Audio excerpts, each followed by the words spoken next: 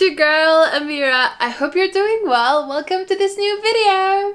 So, today we're gonna talk about the most wonderful time of the year, the holiest of months, the reset of the heart and the mind, Ramadan, and how to prepare for it.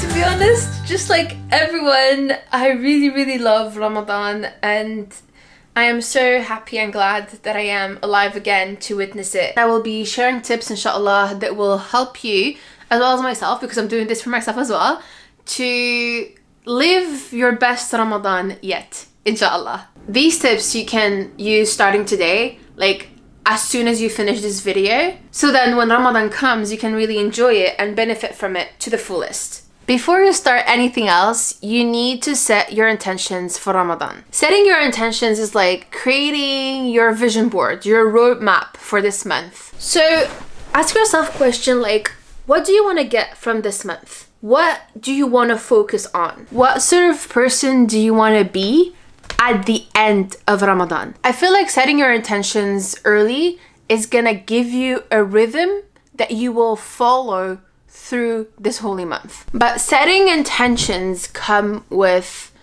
also like making a proper plan. So let's say one of your goals this month, this year, this Ramadan, is to read the Quran completely. In that case, you need to start asking yourself questions. What is your schedule like? When can you read the Quran? How many pages should you read per day? Look at your schedule and work around it and find moments realistically where you can sit down and give your goal the focus it needs. And you might tell me, well, how can I keep up with my intention?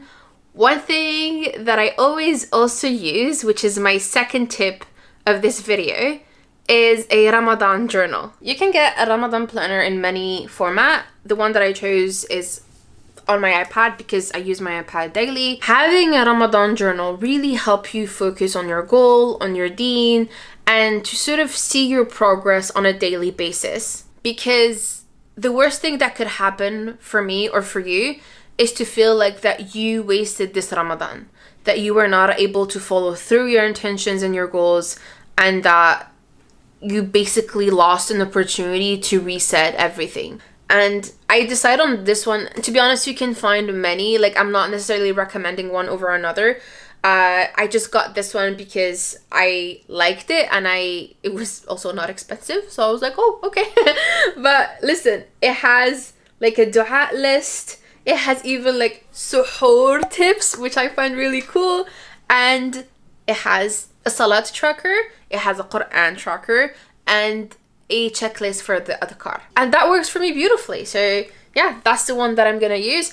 I'm gonna drop the link in the description if ever you want to. Obviously not sponsored, whatever, but if ever you want it, and I'm looking for hasanat, so I'm not gonna say no. You can click on the link and hopefully it works for you as well. Another extremely important tip is to start organizing your day around your Salat. One thing personally that helped me sort of create a more special bond with Salat is to have a special space for my prayer, be it in your house or in your room. If you are struggling with prayer, I believe that having a dedicated space will be like a visual reminder for you. I mean, we need to look at Salat like an oxygen for the soul. Your body needs air to be alive. Your soul needs Salat to be alive. It works together. So now our intentions are done. We have a journal to keep track with our intention, and we created a space for our prayer and also our study. Because Ramadan is the month where we try to be the best version of ourselves, I would also recommend to take a class or a Halaqa online or at your local masjid to grow your understanding of our deen and to feel closer to it, inshallah. And just to reassure you, there are a lot of free resources online. Some scholars will create series that we can follow with them every day. So you have all the material that you need to really enjoy and benefit from this month. I will share in the description below the links for a couple classes that I know are happening online. If they're beneficial to you, then listen, alhamdulillah for you, and I get the hasanah, so alhamdulillah for me. Another thing that I think is really important that you need to do before Ramadan, it's to meal prep. I think we've all seen the videos that are being published saying, haha, women are gonna spend 99% of their time during Ramadan in the kitchen, or they're gonna spend all the time in Ramadan cooking, whatever. Unfortunately, it is a sad truth for many of us. And while it is considered like ibadah, so inshallah you will be rewarded by Allah subhanahu wa ta'ala for all your effort, be it cooking, cleaning, or even doing your job, like working your 8 to 5 or whatever. Meal prepping is gonna give you the opportunity to spend your time focusing on your ibadah, on your deen, on your goals, and less time in the kitchen, inshallah. It was actually a friend that told me about it. She meal preps, and to be honest with you, I've never thought about it before. At that moment, I felt like she was a genius. Like she discovered light and I was like always in darkness. If you want to have more time for your own personal growth during Ramadan, because that's the month for it, well, meal prepping is gonna help you make that time. But yeah, I think it's an amazing idea. I've been doing it with my family, and sincerely it changes a lot in my day-to-day basis during Ramadan.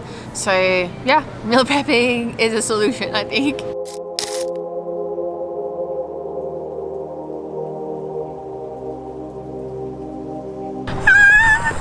It's so beautiful. It's 12 degrees outside. I'm so happy. Like, this is the perfect weather.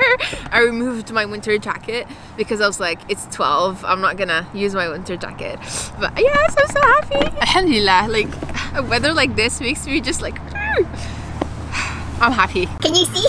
Now, let's get back to our main subject. Another thing that I think is really important to do before Ramadan is cleaning your space. I don't know for you, but when I was younger, I used to think that Ramadan was always like synonymous of like big cleaning, because just like that's what my mom and my grandma and like pretty much every woman in my life used to do. We used to have a huge like cleaning week just before Ramadan to welcome Ramadan, that we treat Ramadan as a guest. And to be honest, they're not wrong. Ramadan is such a beautiful month that comes with so many gifts for us. I mean, it's a reset for us. It's an opportunity to be better, that we should welcome him with the best intention. And at the end of the day, I think this tradition comes from sort of OG version of like clean space, clean mind. Because if you clean your space, you're gonna start Ramadan on like the right foot. You're gonna spend less time cleaning, that's for sure, and have more time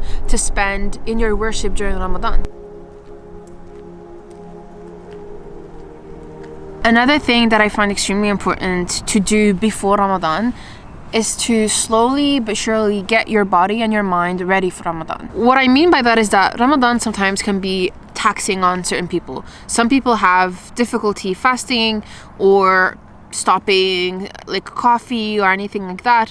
So I think it's really important to sort of gradually build your resistance to it. Let's say you have difficulty fasting, not eating for a certain amount of hours is difficult for you, and may Allah reward you for it, but let's say it's difficult for you. I would highly recommend voluntary fasting, like a couple weeks or even throughout the year if you can, Mondays and Thursdays. It is sunnah. I also feel like it helps your body sort of never forget Ramadan. If you are a night owl just like me, I would highly recommend to start sleeping early and waking up early as well. What I did, because alhamdulillah I have the ability to do that, I changed my schedule at work. If that's something that you can do, where you can start earlier to sort of force yourself to sleep earlier, I would highly recommend you to do that. My next tip is for the coffee and tea drinkers. If you need that beverage early in the morning and you sort of cannot function without it, I would highly recommend cutting it slowly but surely.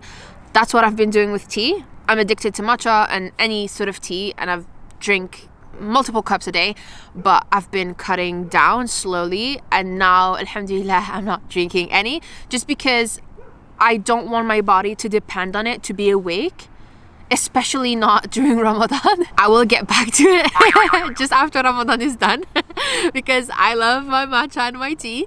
Sort of getting used to it, going through like a detox phase of your favorite hot beverage in the morning, I think is really helpful. Maybe will help you not feel the withdrawal symptoms that you will feel the first week of Ramadan.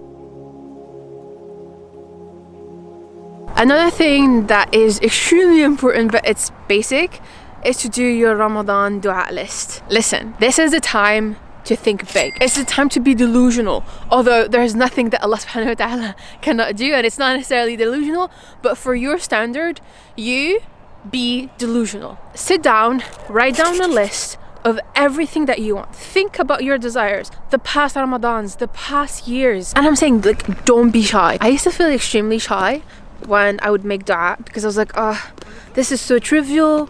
I don't want to bother God. But then if you do not confide, if you don't tell your deepest secrets to Allah subhanahu wa ta'ala, then to whom are you gonna say them? But I also think that it's the time to make also dua for Palestine and our Muslim brothers and sisters pretty much everywhere in the world.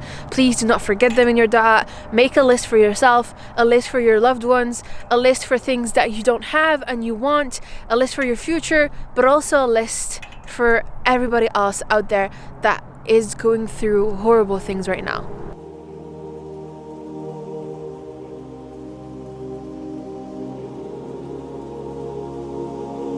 Another thing that I find extremely important, and it might not be easy to do, but I feel like it's one of the best ways to start Ramadan, is to ask for forgiveness from the people around you. To be honest, after like making a dua list and your intention, I feel like asking for forgiveness is like one of the most important thing to do. It might not be easy, but it is recommended, I think, to right your wrongs and to start this holy month really on the right track. If people give you that forgiveness, I sincerely believe that your heart, your mind, and even your body will feel lighter. So you will enter this Ramadan feeling at ease, feeling lighter, and feeling focused, inshallah. So I really hope that you guys enjoyed this video and that you find it beneficial and that you were able, inshallah, to take something positive out of it. I wish you all sincerely from the bottom of my heart the best Ramadan yet. May Allah subhanahu wa ta'ala give you the strength to focus on your goals and on your deen, inshallah. May He subhanahu wa ta'ala allow you to leave this month the best version of yourself. Oh my god, you guys, I can't wait for Ramadan. I am so excited. Keep me in your dua, inshallah. I will keep you in mine as well. Let's try our best to have the best Ramadan ever. And obviously I will continue posting one video per week every Thursday, inshallah, even though it's Ramadan. So I can't wait to share like this little part of myself with you guys. And Ramadan Mubarak. Peace.